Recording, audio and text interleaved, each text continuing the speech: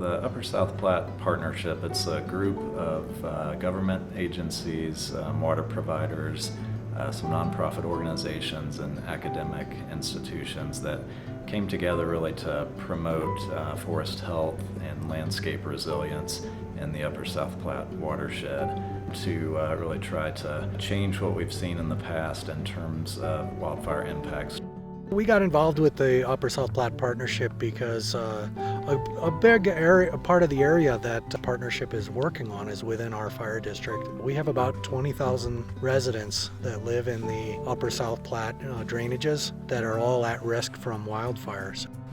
The forest provides a lot of services to us, especially here in Colorado in a highly populated area. What happens on land in this watershed definitely has a direct influence on the water resources. And in this watershed, we are concerned with the Upper South Platte River and then the reservoirs that it contains, such as Strontia Springs Reservoir.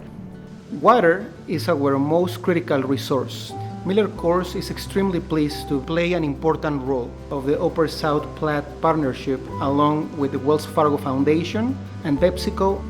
Colorado is the home of our largest brewing operation. Healthy forests equal healthy watersheds and healthy source water.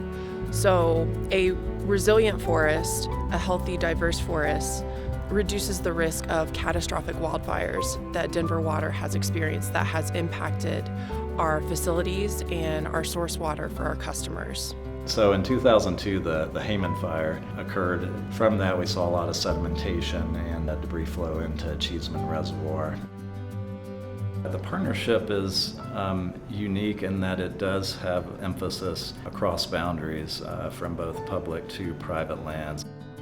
This is a 35-acre lot here. We lived on 2 acres because everything was just a wall of trees and it was impenetrable. Now we have meadows and we have much more habitat.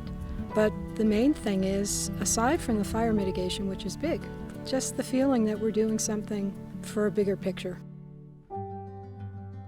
This area that we're in right now is a good example of that, where the fuels have been treated to dramatically reduce the risk of high-intensity crown fires from burning into the communities surrounding this area. We go in and identify those areas, and then we actually plan treatments. So it's basically going in and modifying the structure and the composition of the forest to be somewhat consistent with how things behaved historically, but also keeping in mind what we should be expecting in the future with climate change. The potential impacts of not proactively managing for all the things that we care about that are connected with the forest, all those negative impacts have already been experienced. The importance of these types of partnerships, it's really immense in terms of being able to come together and expand on existing work to really get at the scale that we need to be working at. The scars are out there. That's why it's critically important that the partnership continues to do its work and maintain the landscape scale perspective.